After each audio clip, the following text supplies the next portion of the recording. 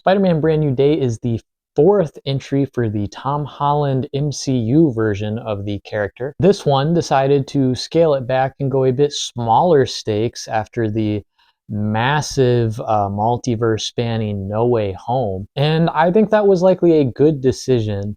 The MCU has struggled a lot recently with constantly expanding its scope. I mean, you've already built up to a guy who wiped out half the universe. You can't really make the threats much bigger, and at a certain point of cosmological threat, you kind of stop having the relatability that make you root for a character.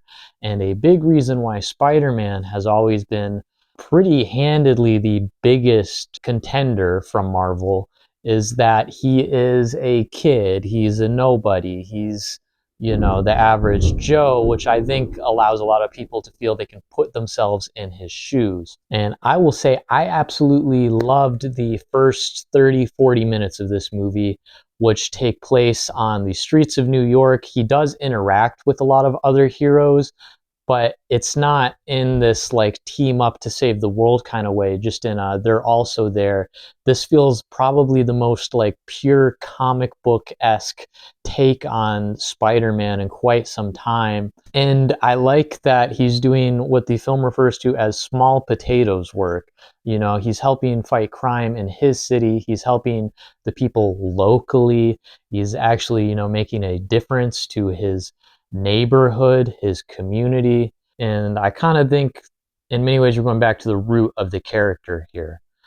Now, I am not as enthusiastic about where this film decides to go a bit later on. There is a character that becomes very important to the plot of this film. And this is a character that has been adapted many times in other media. They're kind of new to the MCU, but I felt that they were already very overused and overdone and overexplored as a big threat in other films from a different franchise. And here, once they showed up, I was kind of disappointed that we were going that route. And unfortunately, this film spends a great deal of time on this character. And it's not that I don't like the character, it's just I feel like we've already gotten way too much with them. But the film does still have great moments throughout. I really like pretty much everything they do with Spider-Man and, Peter Parker, Tom Holland's character, actually having those interactions with the other characters. Spoiler for No Way Home, that film ended with him being forgotten. He essentially had to give up his memory in the eyes of everyone, including his friends and girlfriend. And this film definitely plays into that. It tugs at your heartstring of are we going to be able to ever get those memories back? Can he ever reconnect with them? Are those connections lost? And I think that's where the heart is, and that's where the heart of the film is. And there's some moments that work really well here.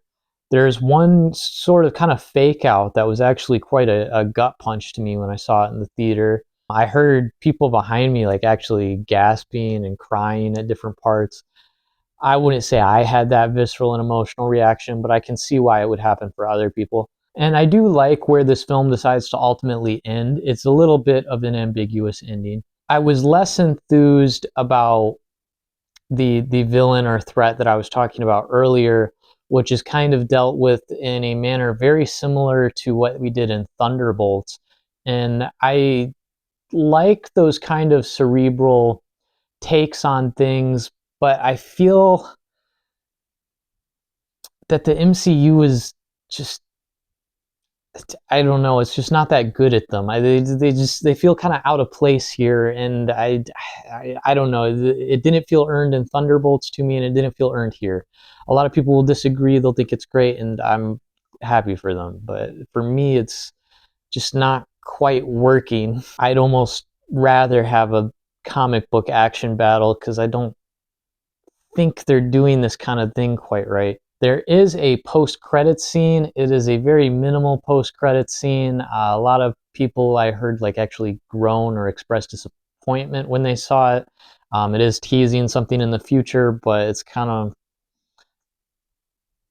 not anything that amazing. So some people were a bit let down. You might want to tamper your expectations for that if you're really expecting something big from the post-credits scene here. I love the dynamic that Spider-Man has with the Punisher. I didn't watch the Punisher series, but I really liked him here. I actually like Spider-Man's dynamic with pretty much everyone. I think this film is at its best when it is about Spider-Man. Pretty much my only criticisms of this film are that much of the film is not about Spider-Man. And that's where I felt it was a bit weaker and kind of taking away from it. I would rank this one below No Way Home. I still have that as my favorite for the MCU entries, though I would definitely have it above Homecoming and maybe on par with Far From Home. I will say, going all the way back to Homecoming, I remember not loving Tom Holland, and I remember not loving especially Zendaya and her take on MJ. I will say, over these four films, over the past decade, both of these actors have grown tremendously. They are in much more than the MCU fare, and I believe within the MCU fare, they have grown their characters both through the script and through their acting. I think both Tom Holland and Zendaya can perfectly compete with many A-listers now. I am like very proud of how much those two have grown. I have very little negative to say about their acting in this movie or in any recent movie, honestly, of which they have been all over. They are both quite successful right now. So that's been interesting to see. I really liked Spider-Man Brand New Day. It does have lots of twists and turns. There's a lot that wasn't shown in the marketing. It goes in some directions you probably won't expect. There's some things I had mixed feelings on, but overall, I think this is really true to the character, really true to what people want to get out of Spider-Man.